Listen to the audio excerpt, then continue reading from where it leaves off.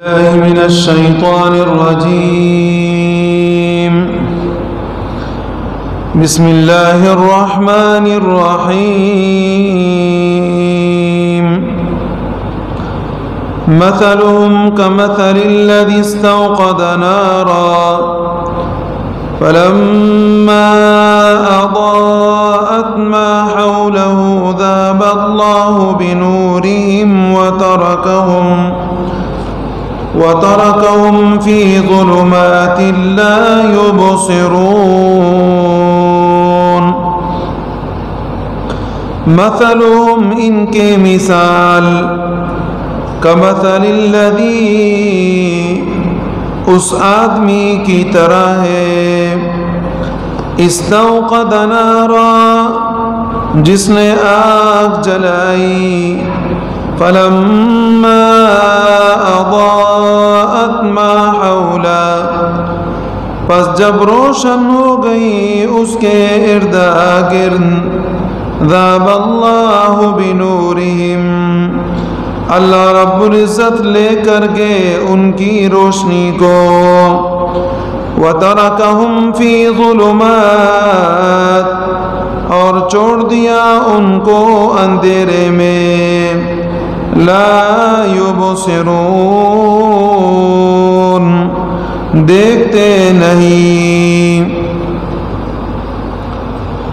اس مثال میں ان منافقین کی وضاحت ہے کہ جو پکے منافق ہیں.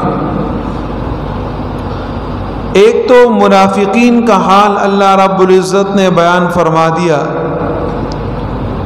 کہ ایک قسم کے منافق وہ گہرے منافق ہیں،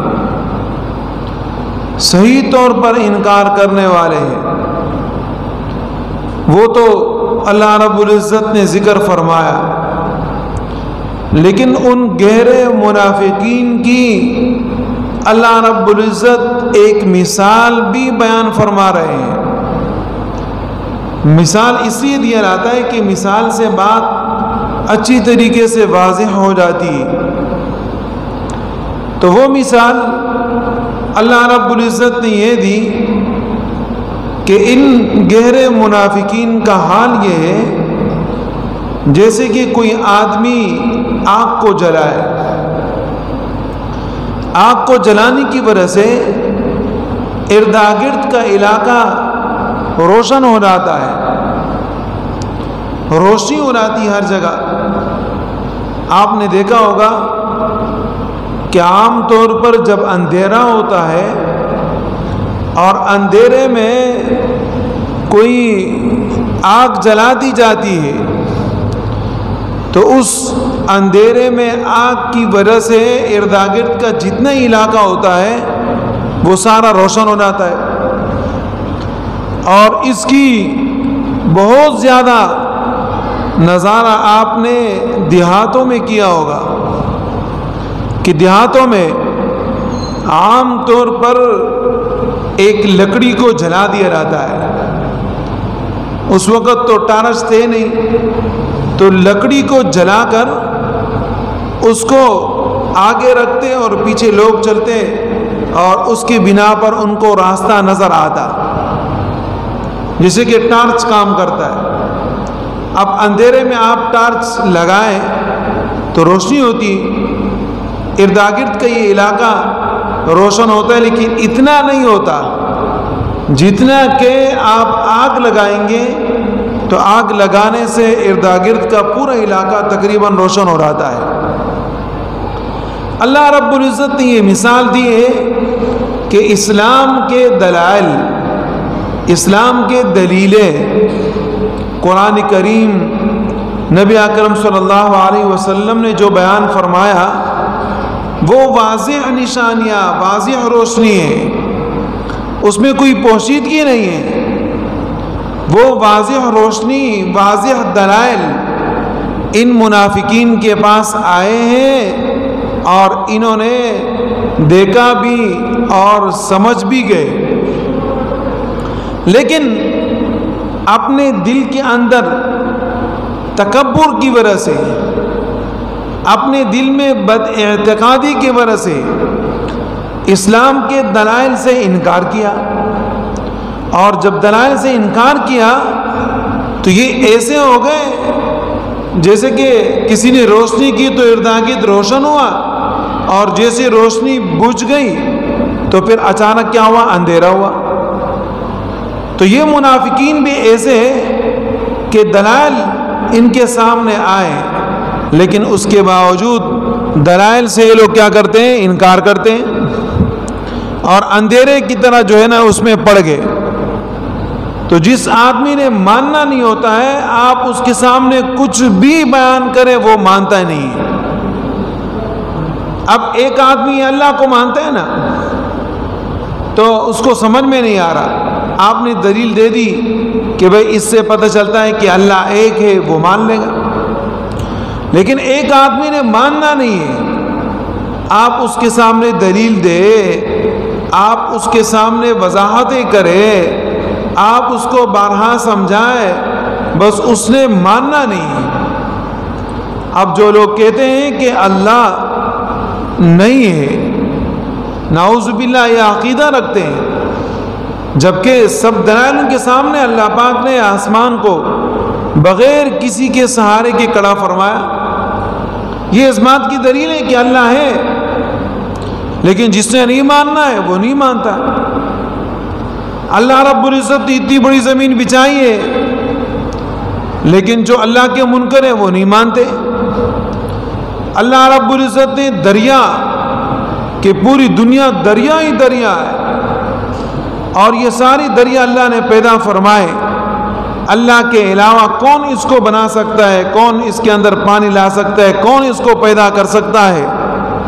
یہ اس بات کی نشانی ہے کہ ایک اللہ ہے، لیکن جس نے نہیں ماننا وہ نہیں مانتا۔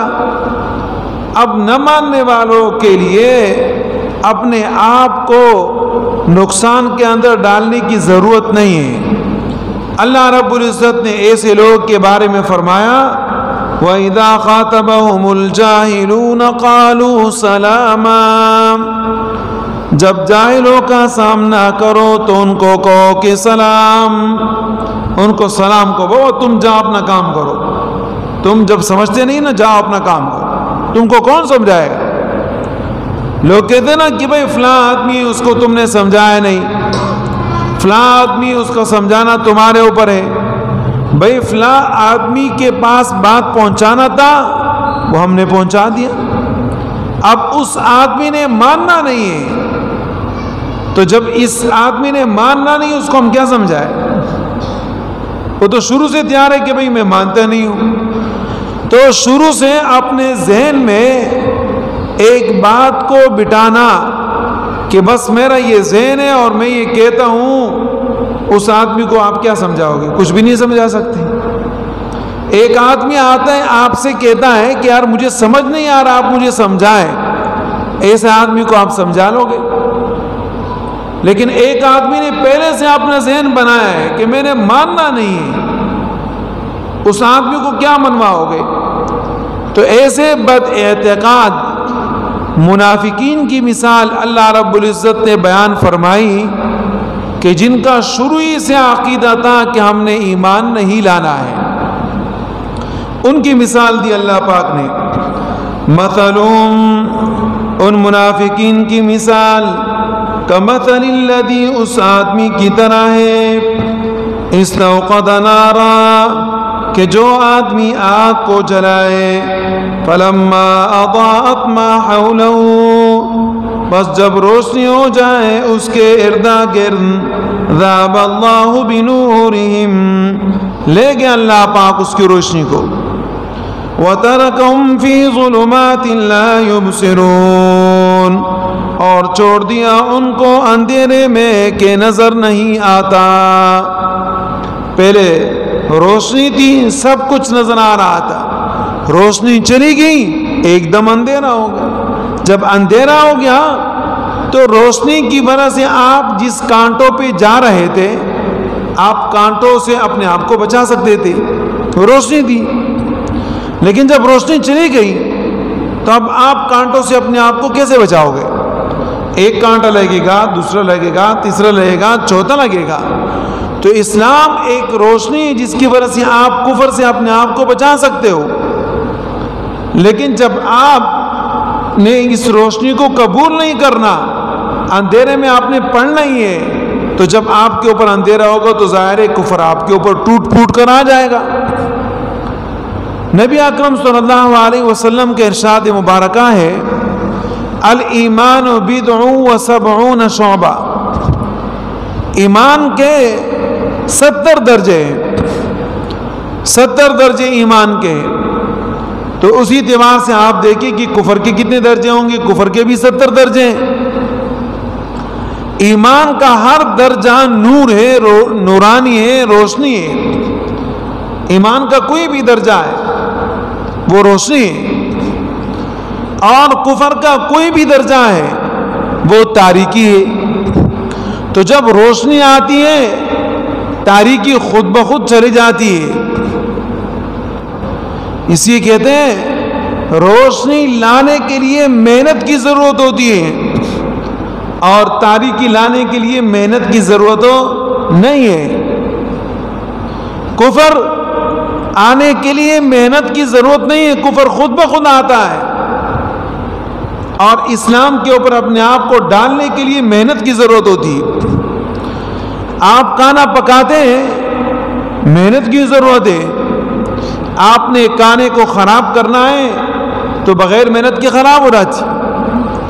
آپ نے سالن بنانا ہے، محنت کی ضرورت ہے. لیکن اگر آپ کہتے ہیں کہ نہیں میں نے اس کو خراب کرنا ہے تو محنت کی ضرورت ہی نہیں، خود بخود خراب ہو جاتا ہے. تو اسلام ایک نور ہے، روشنی ہے، اور روشنی بغیر محنت کے نہیں آتی.